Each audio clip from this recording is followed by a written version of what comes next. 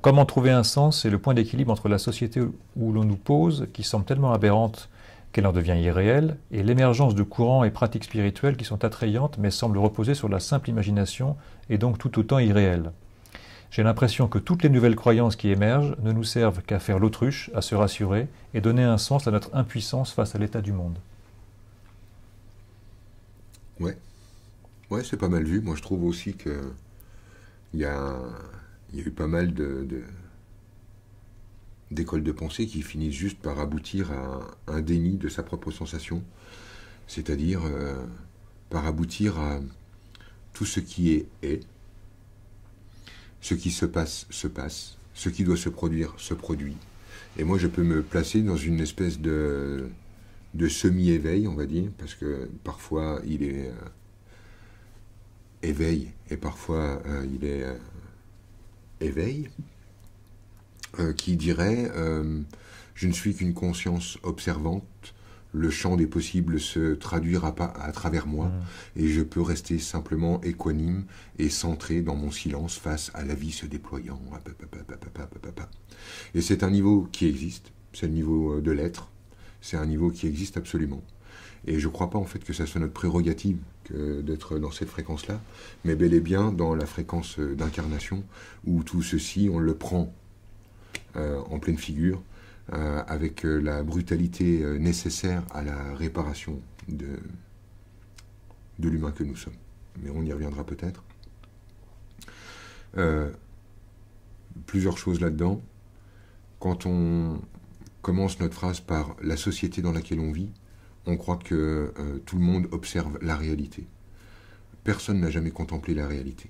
Personne n'a jamais contemplé la vie. On contemple sa vie. On contemple sa réalité. Il n'y a pas deux personnes sur cette planète qui contemplent la même réalité. Mais ça nous fout un tel vertige, une telle peur, Arnaud, de penser par nous-mêmes, de nous rendre compte que nous sommes les seuls dans notre expérience, qu'on a un jeu, c'est de faire entrer les gens dans notre système de croyance en leur demandant une validation perpétuelle pour se sentir légitime à penser comme on pense. On a une telle peur de penser à notre façon, juste par nous-mêmes, qu'on fait entrer les gens dans notre troupeau en leur disant « Non mais t'as vu ce qui se passe en ce moment, t'as vu la société, et t'as vu machin ce qu'il a dit, on peut pas être d'accord avec ça, et machin », et on crée en fait comme ça des camps qui nous permettent d'entrer dans des croisades pour aller enfin vaincre le mal à l'autre bout, puisque de toute façon, ça n'est pas possible, c'est inacceptable, il faut, etc., etc. Je crois que l'honnêteté voudrait dire quand même, l'honnêteté intellectuelle, parce que je crois que c'est bien plus réel que de dire « t'as vu le monde dans lequel on vit ». Quand on prononce « tu peux quand même pas nier que », quand on prononce « regarde le monde dans lequel on vit », je crois que là, on est en train de faire un mensonge phénoménal. Qu'est-ce qu'on connaît du monde? Les 20 images que l'AFP nous vend tous les jours? Qu'est-ce qu'on connaît du monde? Comment on fait? Qu'est-ce qui se passe en ce moment au Burkina? Qu'est-ce qui se passe en ce moment en Thaïlande? Mais où? Dans tout le pays? Dans un village? Dans une maison? Dans le cœur d'un homme? De quoi on est en train de parler? Quand on nous dit « regarde ce qui se passe dans le monde », de quoi s'agit-il? Est-ce qu'il ne serait pas plus juste, finalement, intellectuellement, de poser « voilà comment je vois la vie ». Voilà dans ma réalité, voilà ce que moi j'observe du monde, plutôt que de tricher en faisant croire que toi et moi voyons la même chose. Là, on est dans le vouloir avoir raison. Absolument. Quand je dis voilà comment je regarde la vie, je sais que je ne peux pas sortir de ma perspective propre. Tout ce que je regarde est filtré par mes propres traumas. Tout ce que je regarde, tout ce que je comprends de la vie est filtré par moi. Comment puis-je imaginer qu'une femme qui a été violée de l'âge de 5 à 12 ans regarde la vie exactement de la même façon qu'une femme qui a joué au tennis de 5 à 12 ans? Comment peut-elle regarder la vie de la même façon? Est-ce qu'elle n'est pas impactée? Est-ce qu'il n'y a pas de traces? Est-ce que ses lunettes sont propres? Ben non. Mais non. J'imagine que non. Et moi, je pense que non. Donc, du coup, démarrer sa phrase par le monde dans lequel on vit, ou la société dans laquelle on vit, c'est juste parce que cette personne est en train de s'ouvrir à quelque chose. C'est pour ça qu'elle dit une spiritualité émergente.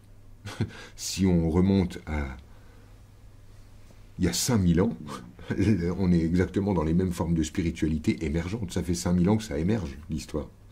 C'est émergent exactement comme une femme qui est enceinte et qui voit des femmes enceintes partout. Quand moi je suis en train de m'ouvrir à la spiritualité, j'ai l'impression que tout le monde s'ouvre. Et plus j'ouvre mes niveaux de conscience, plus j'ai l'impression qu'autour, ça s'ouvre. Et les gens disent « Ah, c'est bien, c'est bien ». Les gens s'ouvrent de plus en plus. Oui, enfin là, en même temps, sa question, ou en tout cas sa remarque, c'est de dire que ça va nulle part, a priori. Oui, c'est ça.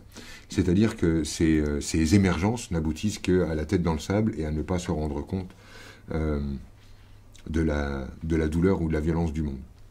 Ouais. Effectivement, je suis d'accord. Moi, j'ai envie d'intégrer maintenant différents niveaux séparés. Il y a un niveau où il y a un sens magnifique à tout ça. C'est splendide, c'est magnifique. Et il y a un niveau où c'est dégueulasse. Invraisemblablement moche. C'est horrible. C'est le même coup que l'eau, si tu veux.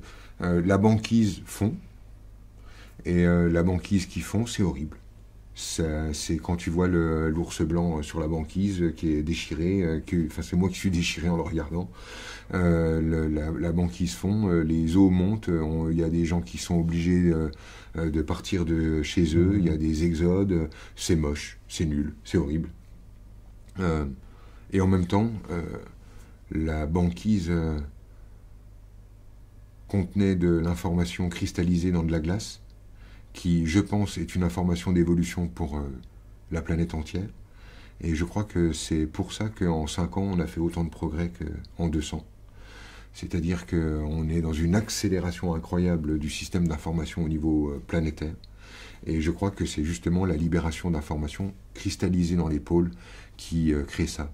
C'est-à-dire que j'ai le sentiment, si tu veux, que le fait que ça libère de l'information d'évolution, c'est quelque chose de magnifique et qui n'excuse en rien l'horrible chose qui est en train de se passer, c'est-à-dire la montée des eaux, par exemple, ou le réchauffement climatique de manière générale.